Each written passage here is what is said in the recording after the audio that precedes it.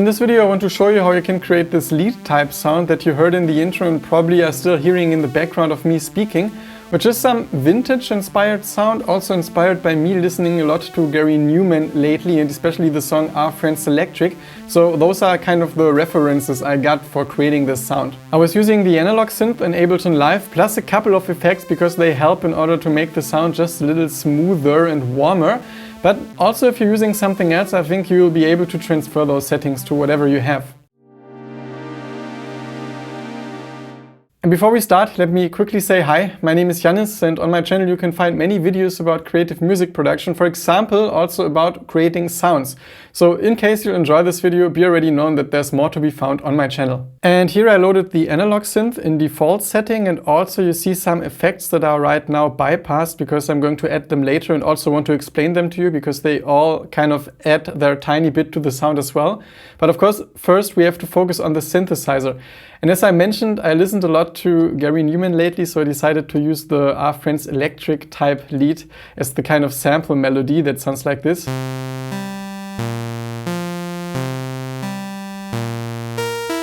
But of course, this sounds bad, so we have to do something about it. And the first thing that we do is that we detune the second oscillator a little, because they always sound really bad if they are not synced, but also not detuned. So maybe about 0.70.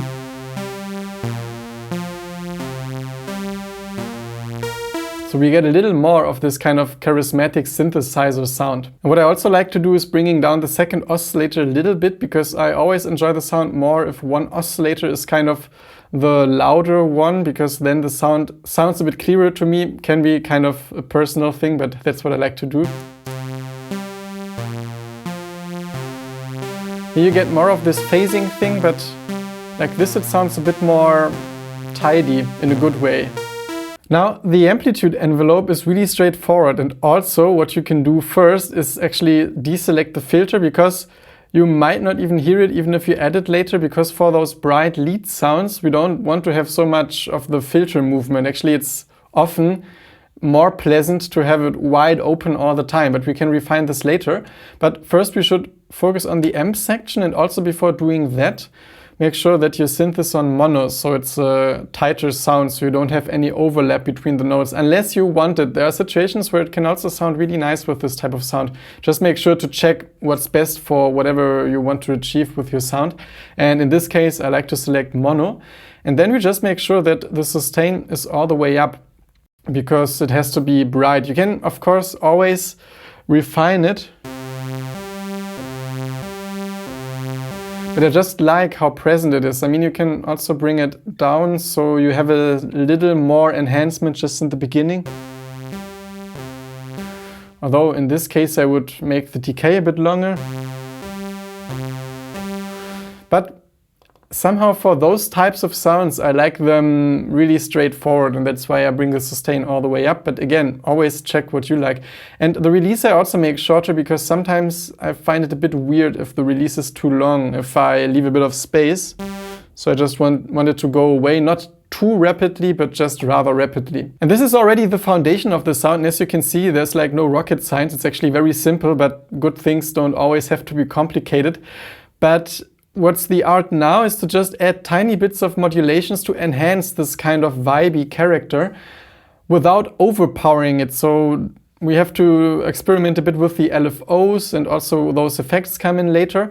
And now we just try to add a little bit of them. So for example, for the LFOs, we apply a little bit of them to the pitch, and it's already too high usually if you do it with your mouse, although 0.03 is usually a good amount.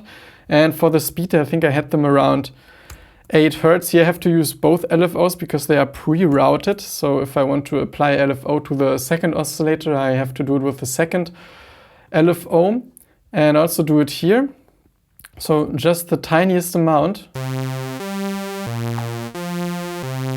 Because you see, this is always getting out of hand too quickly.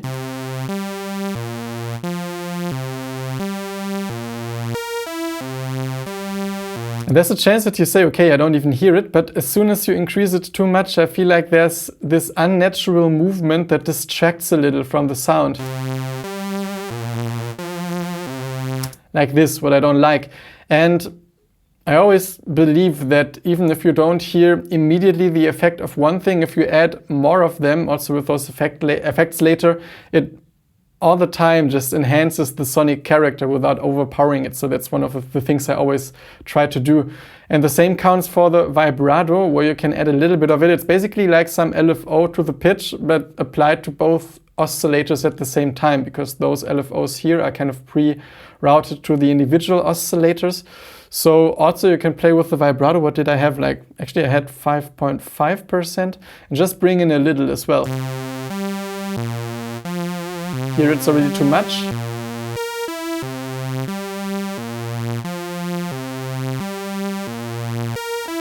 Maybe like this. And maybe 52% already sounds like a lot, but here in the Analog Synth, I feel like the vibrato becomes audible starting at actually 50 or 45.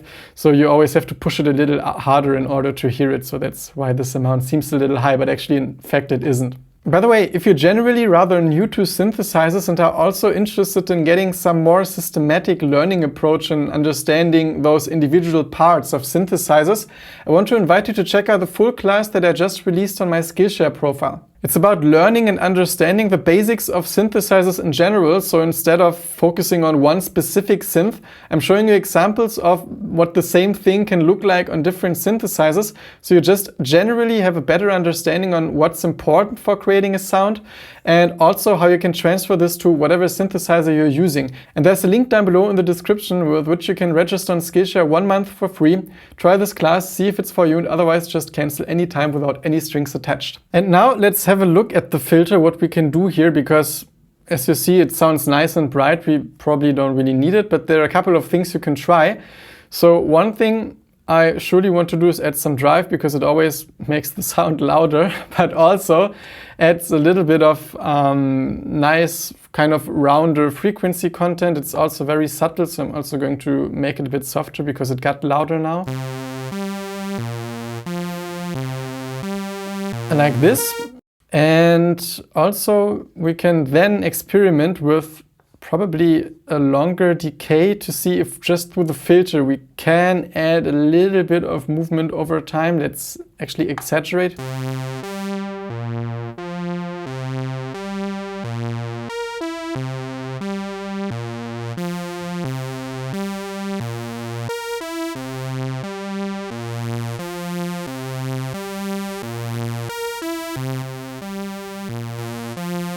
So you can see that that's a good reason to do it, to play a bit with the relationship between frequency and resonance, because this way you can sometimes make the filter develop a little more of its potential.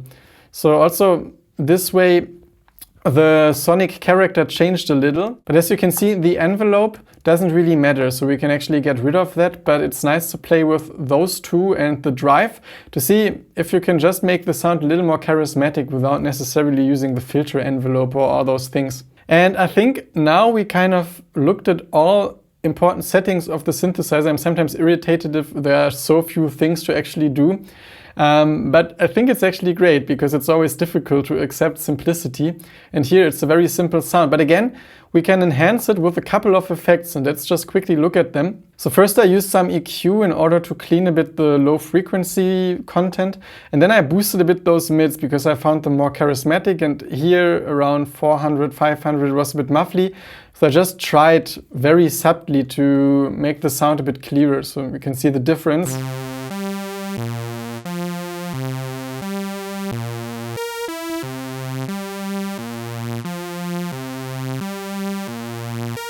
It might sound a bit thinner, but from my experience it works better for those synth sounds, because usually they are not the bass sound. There's going to be a bass sound, so you have to kind of watch out for the relationship of those anyways. And it loses a bit the low end, but at the same time the overall sound where it really shines, like in the mid-range, comes a bit more present, and so that's why I like to do that. Again, very personal. Then what also often works is to add a little bit of additional saturation, just mildly, like a soft sine setting I like, and just see what it does here to the sound.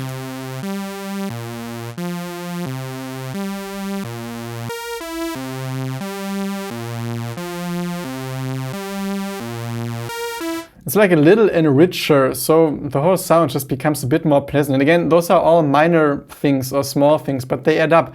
And then my favorite effect is always the delay as the chorus thing. Maybe you've seen some other videos that I made where I explained the same thing. So you basically set up a delay, you unsync it from the MIDI clock and just make like 10 milliseconds, 20 milliseconds, a little bit of feedback, then like a 25% amount. And then you basically use some modulation for the delay time. So here you can set a rate with which either the filter or the time are modulated, and here I'm going to modulate the time. So it adds this tiny bit of chorus effect.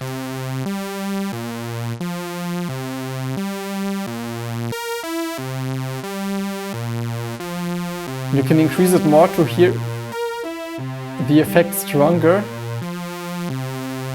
And again here, I feel like all the time I add too much of it, I don't like it anymore, but sometimes what helps is to add a second instance with the same effect, and also, oh, this is even 27%. I think I changed, oh yeah, I changed to 19 and 27 milliseconds, just to also add this tiny amount, because to my ears it always makes a difference to either use one effect with a lot of amount compared to use the same effect maybe 2 times with a little amount. It sounds different, and so that's often what I like to do if I feel like if I push some effect too much, it becomes a little unnatural. So now we have 2 choruses basically that I just really enjoy. And you can check what both are doing. To me, they really bring in the kind of singing energy that makes the sound just a little warmer. Again, warm. I don't know why I always say warm, but it's this ominous word, but it's just what I think of most of the time. And then also, I like to add a very minimalistic reverb. So if you listen to it alone, you see it's basically some, I want to say early reflection reverb, but it's actually not, because I reduced them by quite some amounts. Also the density is very low, the decay time is short, the size is short, so it's just a little bit of small room reverb, if you want to say so.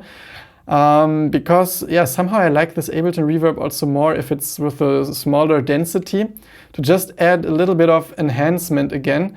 And also, this is maybe not the typical reverb you would use for mixing. You can use this with tiny amounts also before mixing with another reverb, because this is more like some sound enhancer that I like.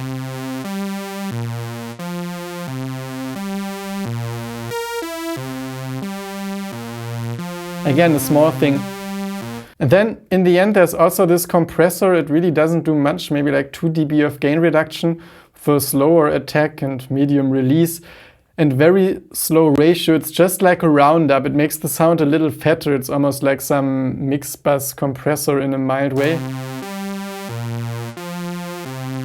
Becomes a bit fatter again. And all of them together just make a difference. So this is some effect setting that I like here for this type of synthesizer sound. And let's compare again without and with effects. So this is with, of course.